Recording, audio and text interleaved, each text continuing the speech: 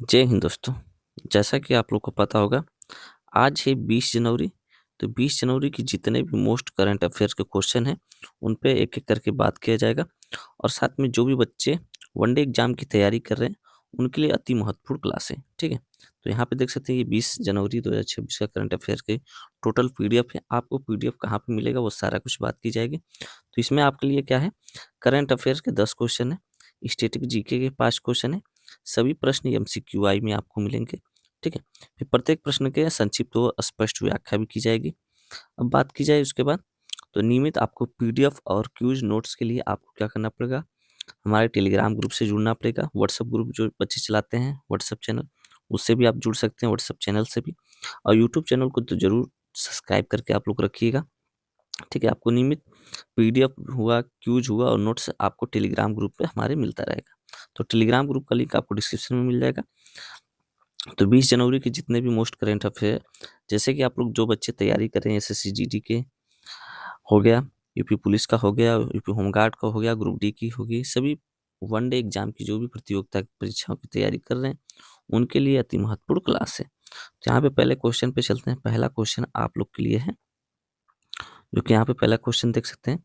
Global investment स्टेनेबिलिटी स्टेनेबिलिटी summit 2026 का आयोजन कहाँ किया गया है? तो ये आपका जो कि आंसर ऑप्शन है ए, पेरिस, नई दिल्ली, टोक्यो, न्यूयॉर्क न्यूयॉर्क। तो इसका आंसर जो कि बी है, जो कि नई दिल्ली में किया गया है, ठीक है? तो यहाँ पे क्वेश्चन क्या पूछा गया था, ग्लोबल सस्टेनेबिलिटी 2026 की समिट का आयोजन तो ये नई दिल्ली में हुआ है। इसके बारे में और जान सकते हैं तो जो कि यहाँ पे देख सकते हैं लिखा गया है, भारत भारत ने जलवायु परिवर्तन के लक्ष्य को प्राप्त करने के और वैश्विक सहयोग बढ़ाने के लिए इस वर्ष नई दिल्ली में शिखर सम्मेलन की मेजबानी की है, ठीक है? तो आप लोग के लिए अति महत्वपूर्ण क्वेश्चन है, जो कि आप लोग नोट डाउन कर सकते हैं। क्वेश्चन नंबर सेकंड पे चलते हैं। तो क्वेश्चन नंबर सेकंड है, भारत का पहला एआई संचालित स्वास्थ्य निगरानी उपग्रह किसने लॉन्च किया है? स्वास्थ्य, ठीक है? ए हो गया नासा, बी हो गया इसरो, फिर सी हो गया स्पेस एक्स, पी हो गया जेक्सा, ठीक है? तो ये है इसरो, जो कि भारत का पूछा है, तो भारत का जो कि अंतरिक्ष जो कि स्टेशन है इसरो के द्वारा है, ठीक है? तो इसरो ने चिकित्सा डेटा और महामारी के संकेतों की सटीक निगरानी, ये जो कि चिकित्सा और महामारी के संकेतों की सटीक निगरानी के लिए देश का पहला कृत्रिम बुद्धिमत्ता आधारित सैटेलाइट अंतरिक्ष में भेजा गया है, ठीक है? तो इसकी और भी अधिक जानकारी के लिए आप हमारे टेलीग्राम ग्रुप से जुड़े रहेंगे, तो वहाँ पे आपको पूरा इसका फॉर्मेट मिल जाएगा।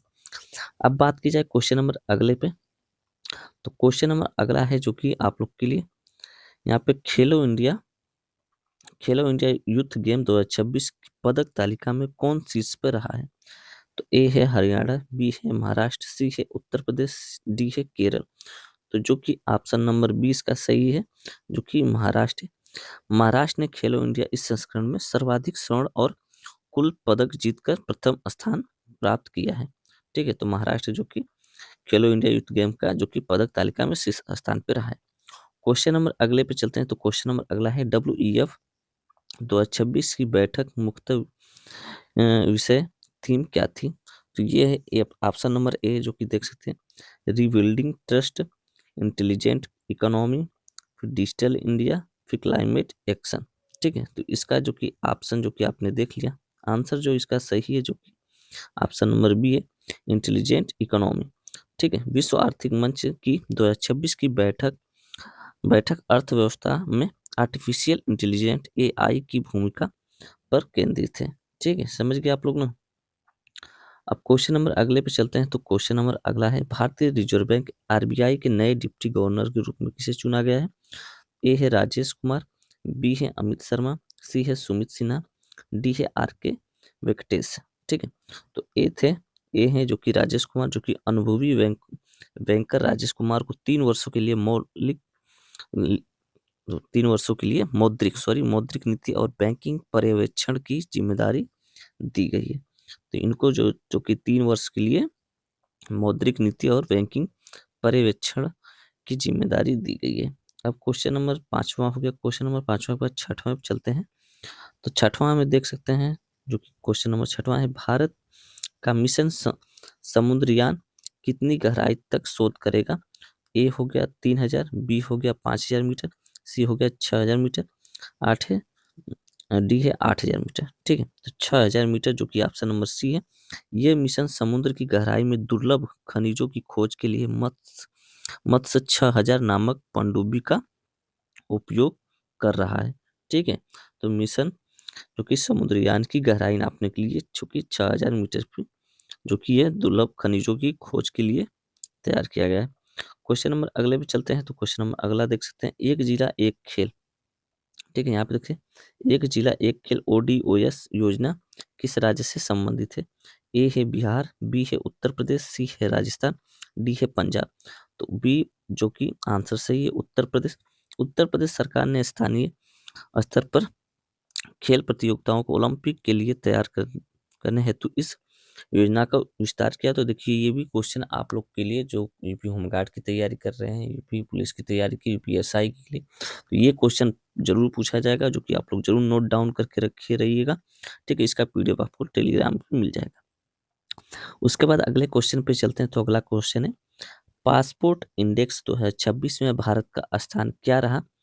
तो ए है 75वां, बी है 80वां, सी है 85वां, डी है 90वां।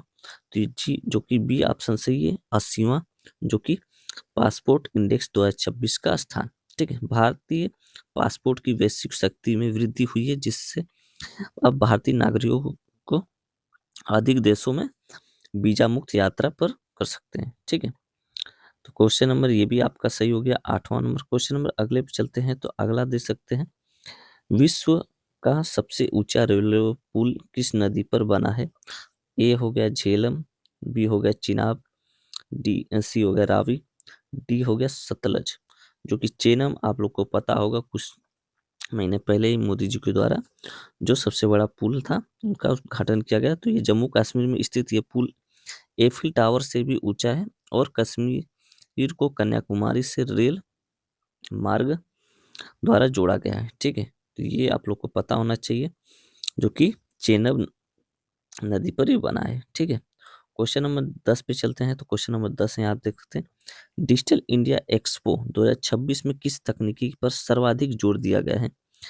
एक्सपो 2026 में। ठीक है, ए 4G, बी 5G, सी 6G और क्वांटम कंप्यूटरिंग, डी मेटावर्स। तो ये है 6G और क्वांटम कंप्यूटरिंग पे, जो कि भारत ने भविष्य की संचार प्रणाली के आत्मनिर्भर बनाने के लिए 6G तकनीकी का रोड मैप पेश किया है। ठीक है, तो ये 6G और क्वांटम कंप्यूटर का जो कि डिजिटल इंडिया एक्सपो 2026 का जो कि तकनीकी सर्वाधिक जोर दिया गया है। समझ गए आप लोग? अब चलते हैं हम जो कि स्टैटिक जीके पे। तो स्टैटिक जीके के कम से कम 5 क्वेश्चन आपको पर डे मिलेंगे। जैसे जैसे आप लोग की डिमांड बढ़ेगी, वैसे वैसे जो कि क्वेश्चन भी बढ़ाया जाएगा। ठीक है, तो अभी 5 5 करते हुए फिर अब कभी 10 करेंगे, फिर 10 10 शुरू हो जाएगा। अभी 10 क्वेश्चन करंट अफेयर के दे रहे हैं, फिर 10 क्वेश्चन ये कर देंगे। लेवल धीरे धीरे बढ़ता जाएगा। ठीक है, और जिनको भी टेलीग्राम ग्रुप का लिंक चाहिए, आप इसी पे क्लिक कर दीजिएगा, आप डायरेक्ट चले जाएंगे टेलीग्राम ग्रुप पे, आपको पीडीएफ मिल जाएगा। ठीक है, इधर उधर भटकने की जरूरत नहीं है। उसके बाद जैसे ही आप आएंगे, तो भारतीय संविधान का अनुच्छेद 17 किससे संबंधित है? तो जो कि क्वेश्चन पूछ रहा है, भारतीय संविधान का अनुच्छेद 17 पूछ रहा है किससे? तो ए है शिक्षा का अधिकार, बी है अस्पृश्यता का उन्मूलन, सी है भाषण का स्वतंत्रता, डी है समानता का अधिकार। तो ये है ऑप्शन नंबर बी, जो कि अस्पृश्यता का उन्मूलन है, जो कि ये अनुच्छेद समाज में छुआछूत की प्रथा को पूरी तरह समाप्त करने और इसे दंडनीय अपराध बताने के लिए है। ठीक है, जो कि अनुच्छेद 17। समझ गए आप लोग ना? अब यहाँ पे क्वेश्चन नंबर दूसरा है, सत्यमेव जयते का स्रोत क्या है? सत्यमेव जयते का स्रोत क्या पूछ रहा है? तो ऋग्वेद ए है, बी है मुंडकस उपनिषद, सी है भगवत गीता, डी है रामायण। तो ये आप लोग को पता होना चाहिए, जो कि मुंडकस उपनिषद है, क्योंकि ये वाक्यांश भारत के राज्य चिन्ह के नीचे अंकित है, जिसका अर्थ है सत्य की हमेशा विजय होती है। समझ गए आप लोग ना? उसके बाद देखिए अगले क्वेश्चन पे, हीराकुंड बांध किस राज्य में स्थित है? तो मध्य प्रदेश, उड़ीसा, बिहार, झारखंड। तो उड़ीसा आप लोग को पता होना चाहिए।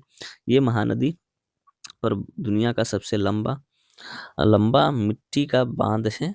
ठीक है, ठीक है, बांध है जो सिंचाई और बिजली उत्पादन में सहायक है। ठीक है, समझ गए आप लोग।